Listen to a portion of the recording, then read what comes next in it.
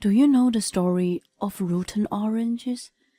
When one of the oranges in the sack starts to rot, the others around it get infected. The same variations occurs when one evil person influences those around her. The one who just threw a rotten orange at me is screaming, "You're a pest!" Talk about the pot calling the kettle black. Don't you think that the person who bites other people's hands off is the rotten orange? That's what I'd like to talk about today. My name is Alicia. I got married a year ago. I'm a 30-year-old who is devoted to work and marriage. My relationship with my husband, Ryan, is perfect. If my career continues to grow, I would like to have a child in the future. I'm still 30, but already 30. Everyone has their own opinions, and I have mine. I'd like to go with the flow. What are you talking about? Have a baby right away. Women are meant to bear children. My mother-in-law, Carrie, says such insensitive things. Mom, please don't interfere in our marriage. We talk about these things together. Ryan is quick to defend me. Oh no, you're completely wrapped around her little finger. That's what I was against you married an older woman. She tricks and manipulates you. She sat with a distorted face as if she was biting down on the bitterness. Since you came, my family has been a mess. We were at peace, but because of you, my son has gone crazy. You have ruined my life too. Once her blood rushes to her head, she heats up and loses control. I wish there was a switch to shut her down like a robot. Unfortunately, humans don't have such a thing. If only my father-in-law were here to calm her down. Unfortunately, he's out golfing with his co-workers today. Ryan and I can't handle her well. So, in times like this, enough! Hon, let's go home. Ryan prompts me to leave. Her temper tantrums amaze me every time. I'm sorry, Hon, about my mother. Don't worry, it's nothing new. We've been married for a year, and I'm used to it. She and I have been at odds with each other since the beginning of our marriage. Or rather, she's been more hostile to me from the beginning. The first time I met her was when Ryan brought me to his parents' house. She was sitting next to my father-in-law, Ben, with a sulky face. This is Alicia. We met at work. Ryan introduced me, and I leaned forward to give a kiss on their cheeks. In contrast to Ben, who was cheerful, Carrie had an irritated look on her face and said, "Does she work to scavenge men?" It was the first time someone I just met blatantly showed malicious intentions toward me. I was in total shock and had no idea what I was being taught. Mom, how rude! Ryan tried to argue on my behalf, but she was having none of it. It's just not right for a mature woman to marry a man 4 years younger. It was true that I was older, but was it that strange to have an older wife in our society these days? And to tell me that straight in my face was quite rude. That was the first time I realized that my mother-in-law was insane. I was the one who approached her. It was TMI on Ryan's part, but I felt happy and embarrassed. There was an air of awkwardness among us. I glanced at him and saw that he was blushing. Well, Alicia, thank you for taking care of my son. I hear that you are at a manager level and are giving him guidance at work. I'll be counting on you to keep taking good care of him." Ben tried to make me feel at ease, which made the situation neutral, but Carrie's sulking continued. I grew uneasy about marrying Ryan. Even thought Ben was nice. I couldn't understand why he didn't scold his wife for being bodily nasty at his son's fiancée in the first place. It soon became clear thought. My mom may not look like that, but she's actually sickly. I was about to retort, "No way," but I swallowed and listened. She suffered from migraines and anemia and often needed to stay in bed. Ben had been trying not to rock the boat out of concern for her health instead of rebooking her. "I see. It must be hard for him too." "Yeah, but don't worry. I'm going to tell her off loud and clear." His reassurance made me decide to marry him. Carrie continued to bully me after we got married. Most of the time it was done over the phone, so that I could be half listening, and sometimes I'd put down my phone and let her rant. There was no harm to me. We didn't live together, so it was nothing to worry about. I thought so. But "My head hurts. I have vertigo. Please come over quickly." She called Ryan once a week, usually on Saturday. Ben was often out on weekends for business trips or meetings. She was home alone most of the time. Whenever Ryan received such a call, he would go and check on her. "Don't worry, I'll go alone." "That will make her hate me even more. I'll go with you."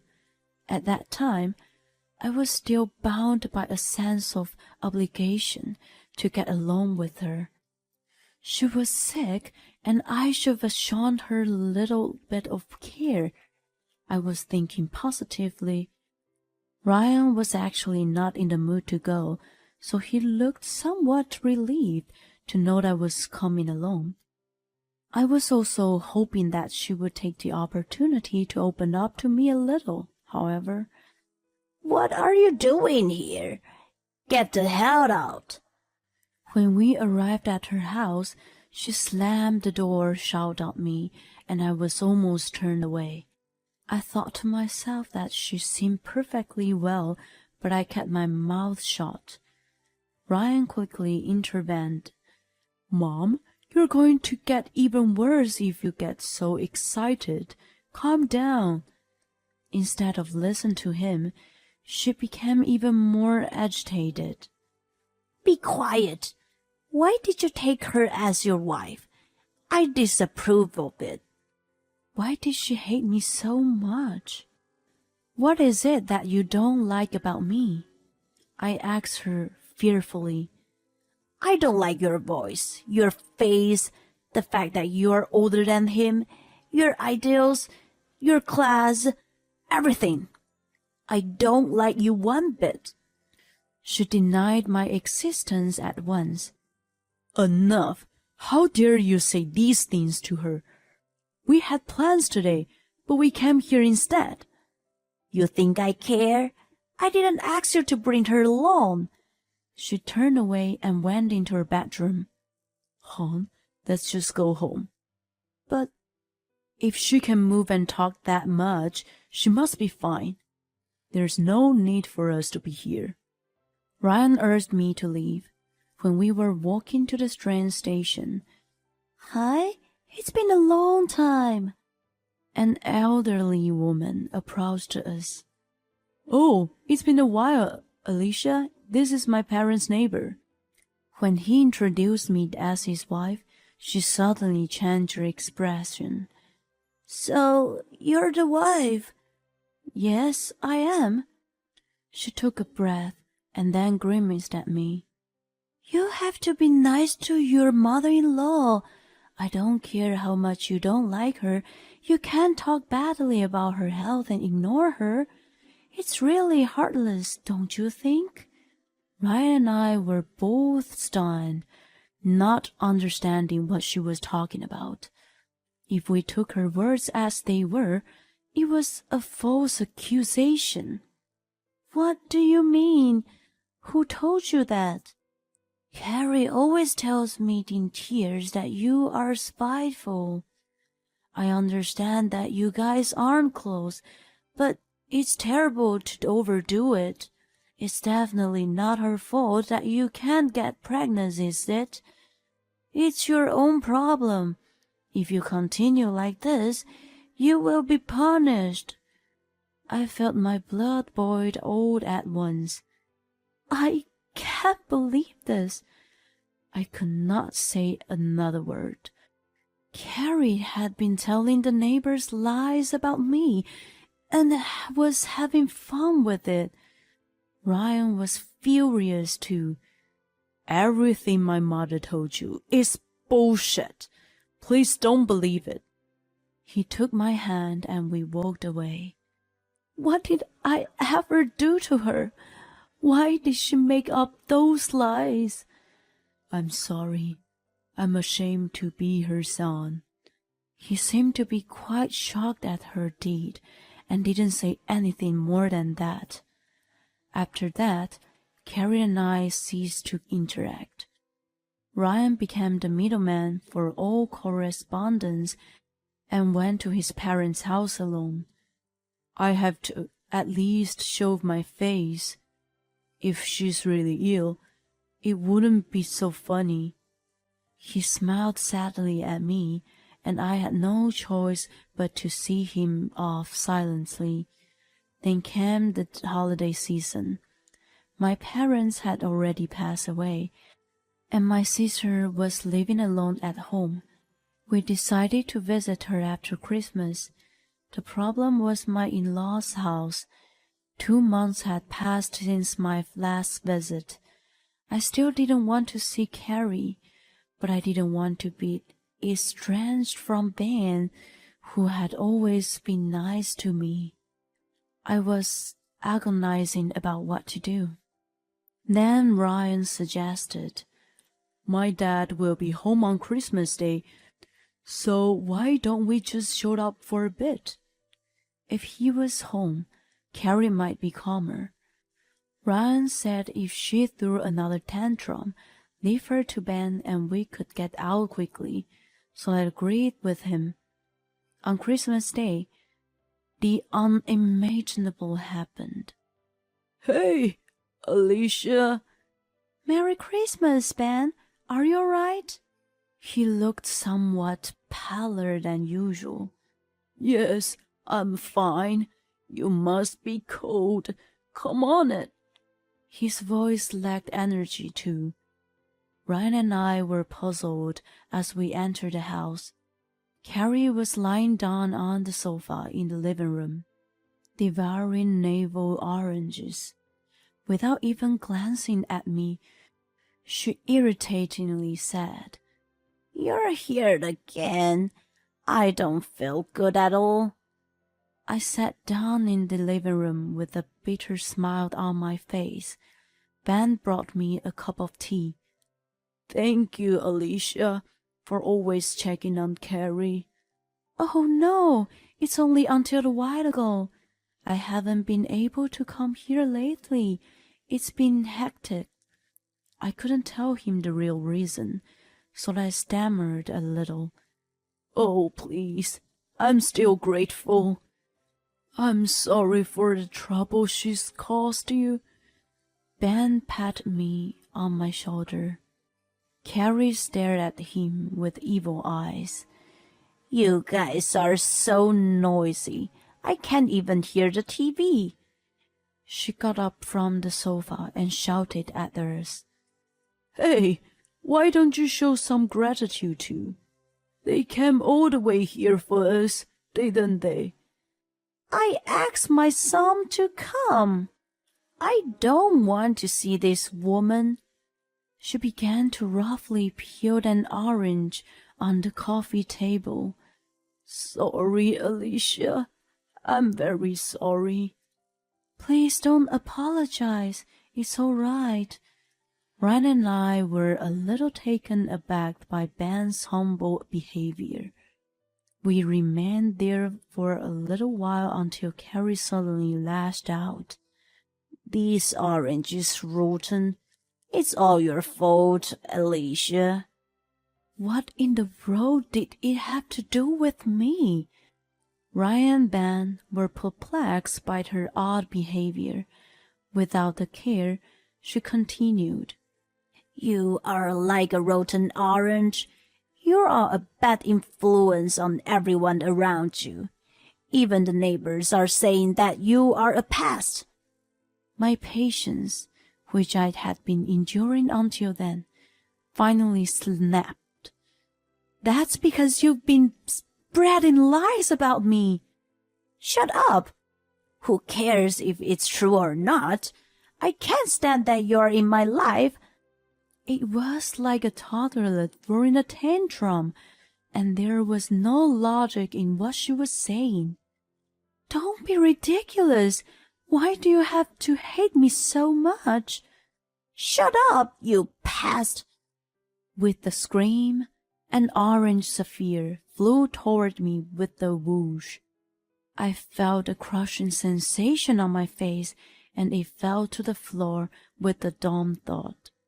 A naveled orange, peeled. You are a rotten orange. That's what you are. You have to be thrown away. She looked at Ben and Ryan and continued her rant. She talks back too much. Just throw her out and be done with it. I feel sick. What are you waiting for, Ben? Get rid of her. I couldn't take it anymore. I was such a fool for trying to be good to her. I wiped the juice off the orange splattered on my face with tissues. I thought I couldn't be a member of this family. Ryan and I might have been finished. Such a sense of despair came over me. At that moment, Ben spoke up. I see. Then I should leave you too. His voice rumbled. Agreed.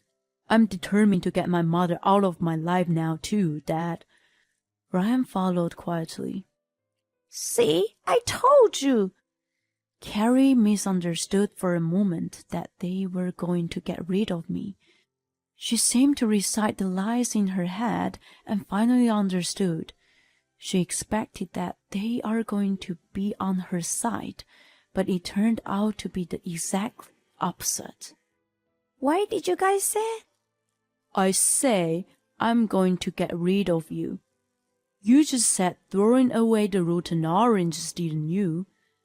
Ben? Honey, am I a rotten orange? No, I'm a human being. She banged on the table, venting her frustration, but there was no one on her side anymore. I'm going to be blunt. You're the rotten orange in this room. In other words, you are a rotten human being. Had there been a time when Ryan insulted his mother? Sensing something was wrong, she panicked. What's wrong, Ryan? She's got you all worked up again? I wonder how much of a pest she is. She was asking for his agreement in a pleading voice. No, Mom, I am her husband. As a husband, I have a duty to protect her. You are no longer my mother for continue to abuse her. I'm cutting you off at all costs. How dare you say that? She glared at Ryan and tried to jump on him, but Ben grabbed her. Stop! You're making a fool of yourself. His normally calm face turned grim. She wasn't so sensible that she wouldn't have flinched at such a trivial thing. Well then, why don't you protect me? I'm your wife. My son and daughter-in-law turmoil me like this. I wanted to reiterate that I'd never done anything wrong to her. Rather, I was the victim. But in her mind, our position was switched. I think I protect you enough. I watch over you so that you don't harm Alicia. Can you even see that?" Behind his calm demeanor, there was a wave of inexpressible anger. He had been patient with her for years, decades even. He must have been overthrown with the feelings that had built up over the years. What the hell? Are you making me the villain? It's her being a rotten orange that's so blame. Since she came, She suddenly collapsed. I was stunned, but Ben and Ryan didn't pay any attention to her. "What are you going to do now, Dad?" "Divorce. I'm going to leave this house. She'll be on the street without it." What? Divorce? What do you mean you're leaving? The one who supposedly fainted got up with force and glared at us. It seemed I was the only one who was deceived by her acting. "Oh, wow. You're quite all right. You can live on your own then." She grimaced at me as I commented sarcastically, but our positions were now reversed. I glared back at her more than twice as hard. She instantly looked frightened and became quiet. After that, Ben filed for divorce. Later, I found out that he had been fed up with her for a long time. Although he didn't think about divorce before, he kept a distance and did not argue with her. He even minimized the time he spent at home and devoted himself to his work. Because of this, she became a tyrant who sat and did whatever she wanted. Her tyranny had been directly only at him until I became her target. He felt a strong sense of crisis then. "I found out on Christmas Eve that she had been spreading lies about you to the neighbors. I was disgusted to find out that she was such a horrible woman." That was why he looked pale and gloomy that day. The mystery was solved. When the divorce was on his mind, the rotten orange incident happened. That was the last straw for him to make up his mind. "She's put you through a lot of pain. Apologizing won't make it go away." "No worries. It's you who've had it tough over the decades." When I consoled him, his eyes became watery. I was skeptical that he was really capable of leaving his silky wife. "She even lied about being sickly. It was all an act." When I heard it, I was really dumbfounded. She tried to gain his sympathy and pretending that she was seriously ill and refused to divorce him on that basis. However, a medical checkup revealed that there was no problem. "There must be something wrong with me. Just find it." As she lost her position, she ranted and raved at the hospital. After the divorce, Ben turned the house over to her as part of the property division and moved out. He informed the neighbors about the divorce and cleared all the lies she made up. He put everything in order, including restoring my honor. The neighbor who accused me called and apologized to me. The rotten orange incident is supposedly still talked about today. Her neighbors know about her past misdeed, so it's become difficult for her to live there. My husband tells me about Carrie's current life, and I almost burst into laughter. Well, she deserves it, doesn't she? I hope Ben will have a peaceful life after all the trouble he's been through. I do too. I'm happier now, so I'm sure he'd find his happiness too. Shall we go give him a happy news then? I'm gonna be a father too. He took my hand gently. I put my hand on my stomach, which was showing a tiny bump. It felt warm against my hand.